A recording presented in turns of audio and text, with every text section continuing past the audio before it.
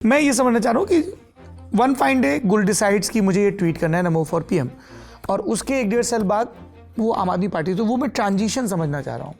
I think एक frustration था, मैं पॉलिटिकली बहुत इंगेज थी। मेरा ट्विटर एक प्लेटफॉर्म ऑफ सेल्फ एक्सप्रेशन था और मैं बहुत कुछ लिखती थी, इनफैक्ट इतना ज़्यादा लिखती थी, and I just wonder how did I have the capacity and the time for it. And 2011 में हुआ था ना इंडिया अगेंस्ट करप्शन का जो आंदोलन, जहाँ पे किरण बेदी जी भी थी, जनरल वीके सिंह भी थे और अरविंद भी थे स्टेज पर। और मैं गई थी देखने के लिए है क्या, तो मैंने अरविंद को मैसेज भेजा, जिनको मैं 2 साल पहले मिली थी। Hi I am here, come on stage was his reply to me, and I said I don't want to come on stage.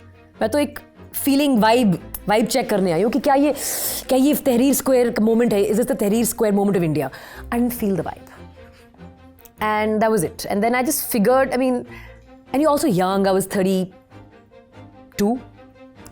तो फिर हम लोग घर चले गए, and then I remained in touch. And then 2012 में मैं अपने आप को एक एज अ सोशल कमेंटेटर देखती थी अपने आप को, कि मुझे हर चीज़ पर टिप्पणी देनी है।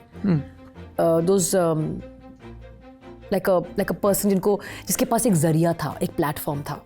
ट्विटर वॉज वेरी न्यू, और मुझे एक तरीके से एक रेजोनेंस भी मिला, क्योंकि 2010-11 के आसपास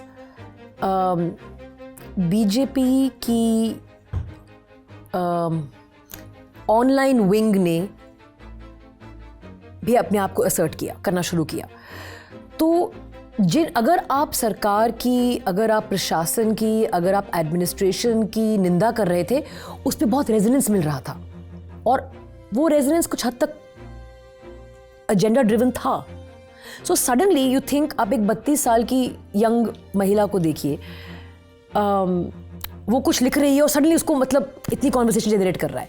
you get a sense of, I am trying to self introspect here, you get a sense of relevance which is perhaps more than what you deserve at that age, क्योंकि तजुर्बा तो है नहीं ज़िंदगी का कुछ। तो फिर मुझे लगा कि मैं हर चीज़ पे कुछ ना कुछ बोल सकती हूँ, और आई थिंक ये I mean I have to really go back and think कि उस हफ्ते 10 दिन के